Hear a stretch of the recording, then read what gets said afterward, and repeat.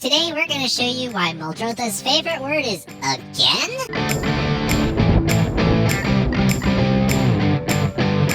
Well, hello there, beautiful person on the interwebs. And today we're going to be reusing stuff from our graveyard utilizing Muldrotha, the 6-mana Sultai Commander 6/6 that allows us to play things from our graveyard as long as they're permanents, and only one of those permanent types per turn.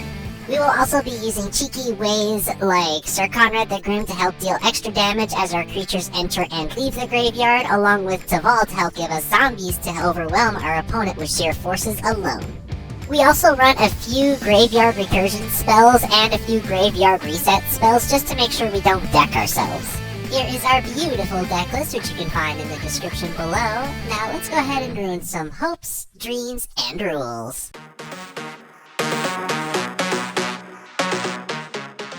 Alright, and looks okay. Granted, yes, the Deathcat Blade and the Dreamroom Cascade aren't exactly the best ones to have in hand, but I can make with this too. So we'll go ahead and keep this 7. Say howdy to our opponent. They play a mountain and pass. We'll go ahead and play the Deathcat Blade first, so that way at least we have a green source for next turn. They play a Plains and cycle a Soaring Sandwing to go fetch a Plains. Play a land, and we'll go ahead and pending on our Overlord of Baelmerk, mill 4. Would have loved to see those lands. But, you know, Dryad Elysian Grove is still good. They play a Command Bridge, and pass the turn. Alright, interesting. We'll play our Cascade into the Grove Druid, play the Carfell, impending goes to 3. They play a Plains.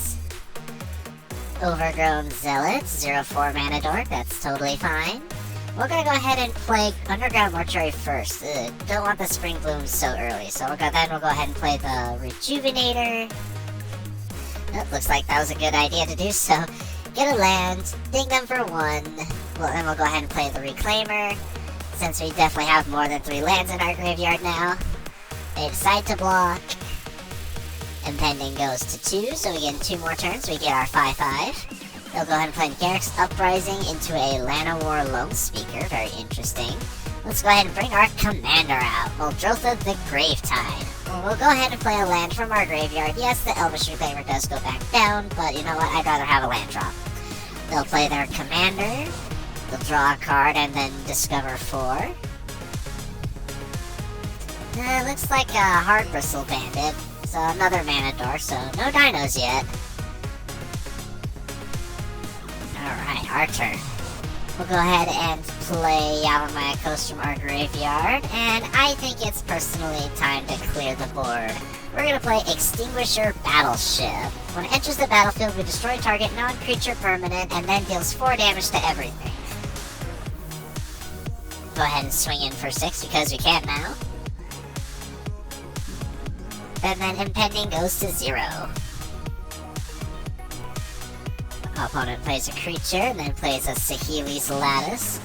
Discarding a card to draw 2, probably trying to find some lands. Oh, there it is. Play a Llanowar Elf. In our turn. Go ahead and play the Pathway on its green side for turn. We'll go ahead and play our Dryad Elysian Grove. Is very interesting because we can cast it as both either a commander or a creature from Muldrotha. So we'll cast it as an enchantment, so that way we can play the Rejuvenator as a creature from our graveyard. Get a Undercity Sewers, surveil 1 into the yard. And then we'll go ahead and play the Palantir of Ornithak. Station the battleship with the 2 that just came in. Attack for 11. Mill some cards. And I guess we'll get back the Eye Collector so we can continue the mill train. They decide to take it. Very interesting. We'll go ahead and scry those 2 to the bottom. We don't really need them. Oh, and they let us draw. So basically, unless they deal with it now, Final Death is basically going to be their final death. They play their commander into a Elvish Mystic. Yeah, I don't exactly blame them for quitting. Wait. You guys tapped that like button, right? Okay, just making sure. Next game. Alright, so it looks like we got a really better hand here. Going up against Noctis, Prince of Lucius. So, probably gonna be an Artifactocrats deck. Say howdy and play a Malady, scry. We don't need Takenuma this early, so we'll go ahead and scry it to the bottom.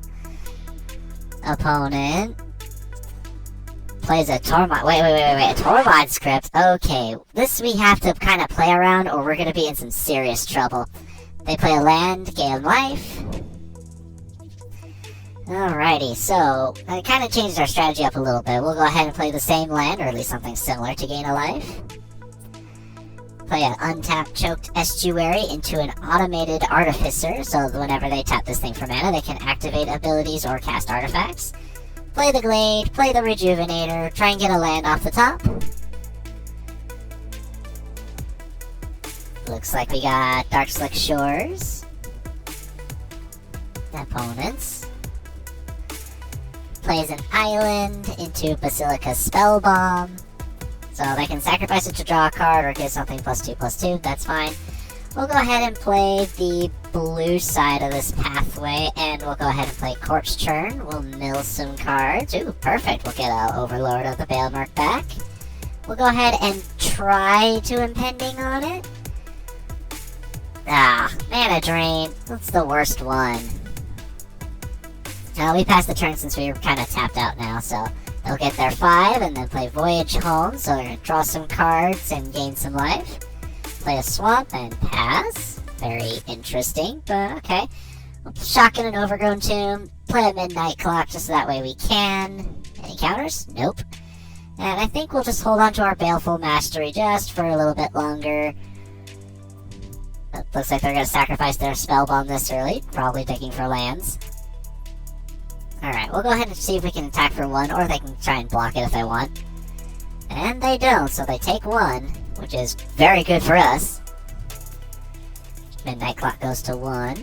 They play a Plains, tap their Artificer, tap a Swamp, tap the Estuary, tap the Grove for a Hedron Archive. Very interesting. Into a Cephalopod Sentry. Oh boy, that's just gonna get nasty as time goes on. Midnight Clock goes to 2. We dropped Tamio, that's good. I think it's time. We'll go ahead and play Muldrotha.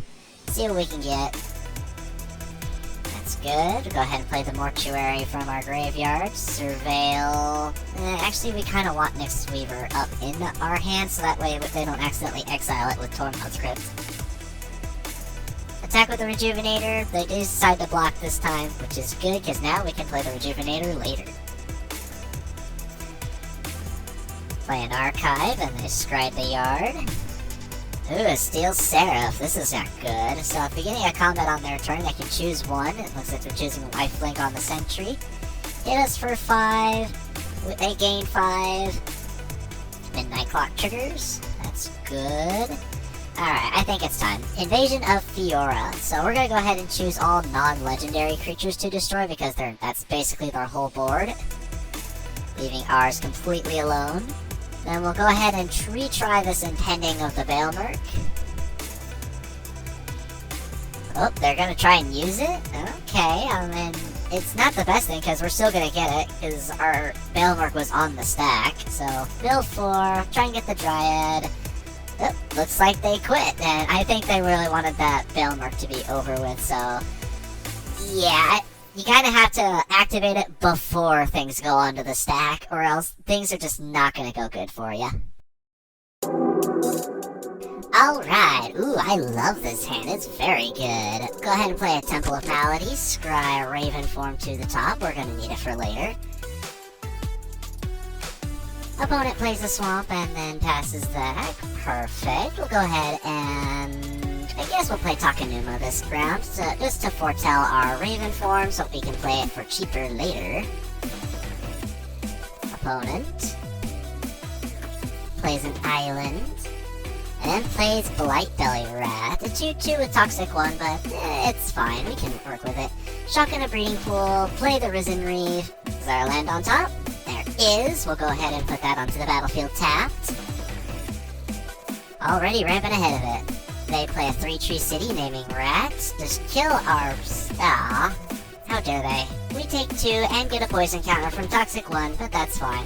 Play the Catacomb, and then we'll play World Shaper. Probably one of the biggest engines that we have in our entire deck.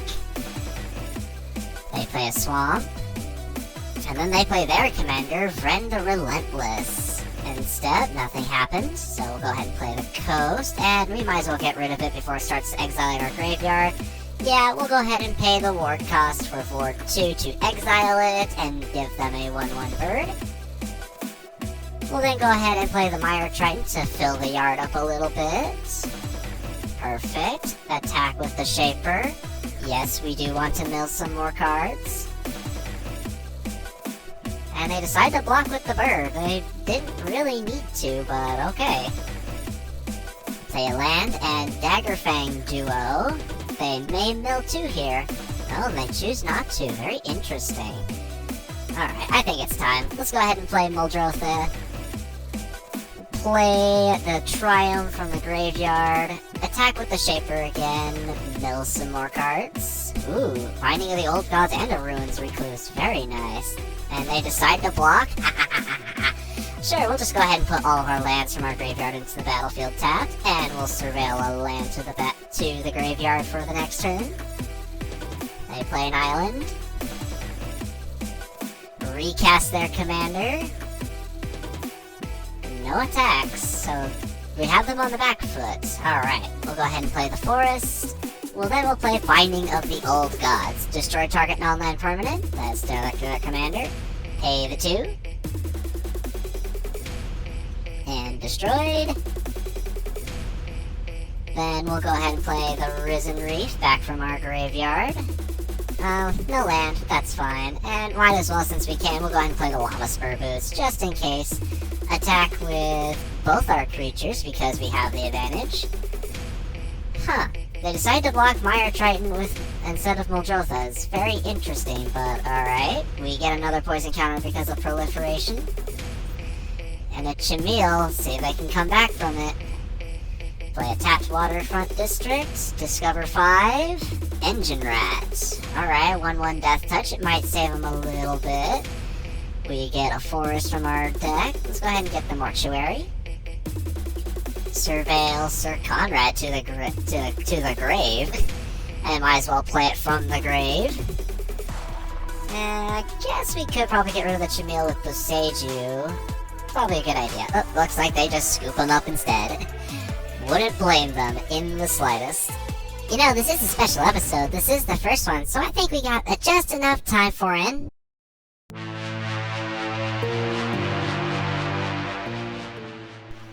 Alright, time for a bonus round. I don't like this hand. Don't like the 1-land start. Alright, this is far and away better. Go ahead and play a Temple of Mystery. Keep the Overgrown Tomb on top. Pass the turn. Opponent likes to do the same thing, and we'll bottom it. Go ahead and play a Swamp, so that way we have at least most of our colors fixed out. They play a Gleaming Barrier. Go ahead and shock in the over... Nah, actually, we'll stay on the slow side. We'll keep that right there.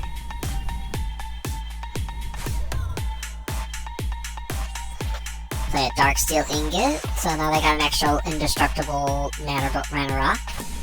We'll go ahead and have our Breeding Pool enter tapped, and then we'll Impending our Overlord of the Baelmerk. Mill some cards, and yeah, let's get back that Sir Conrad. Yeah, the Sir Conrad. As we'll have enough to play it next turn. Play a Swamp into their commander, so now they can tap now they can tap their creatures to mill us for X, where X is the toughness. Really? Guys, Blessing? Okay. We do run one copy of this in case we run into opponents like this, but it's mainly to prevent us from milling ourselves out. Go ahead and play that, and we'll go ahead and play Sir Conrad so we can get that mill train going. Island into a Halo Stitch Scob, or Halo Charge Scob, my bad. They mill us each for 2, and then they put something back. Dreams of Steel and Oil. Well, it take card out of our hand and graveyard, but that's still a damage for them. That looks like 3 more creatures entered the yard.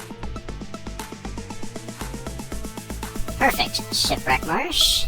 And we'll go ahead and play our commander. Now we are super thrived and set. Impending goes to 2. Dragon Lord Silumgar. Who do they take? Of course they take our commander. Attack for 8. I guess we can... Well, we won't block.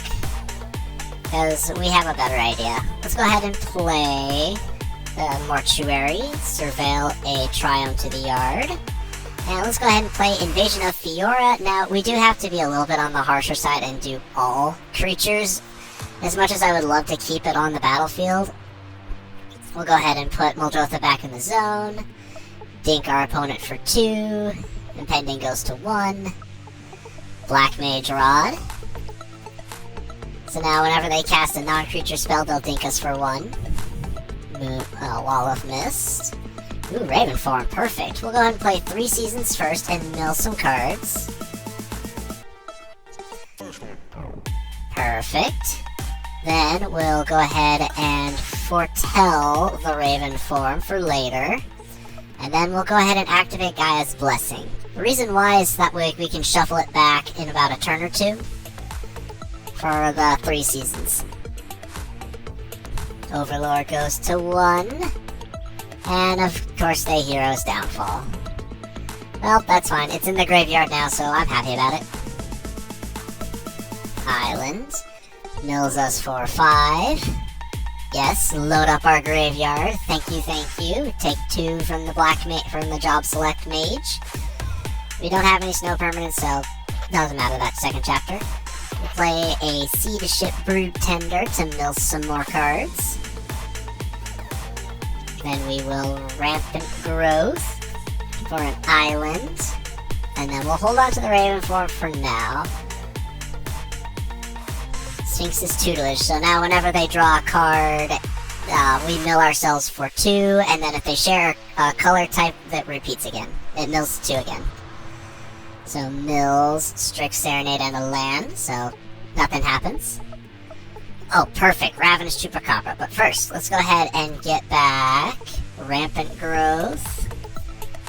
And might as well get our Counterspell and Gaia's Blessing. And then, since 3 Seasons does both graveyards, we'll just try and give them the worst of the worst. So we'll give them the Reef, the Barrier, and I guess the Scob. So all those get shuffled back. Play our Commander. And then, since we don't really have any other plays, we'll go ahead and play the Dark Slick Shores, because it's going to enter tapped anyway. Attack for 2.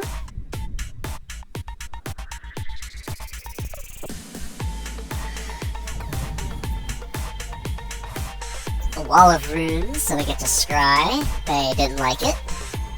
And then they'll loot again with the Sphinx's Tutelage. Mill. A Rampant Growth in Tameo, and boom! Gaia's Blessing shuffles it all back in, which is perfect.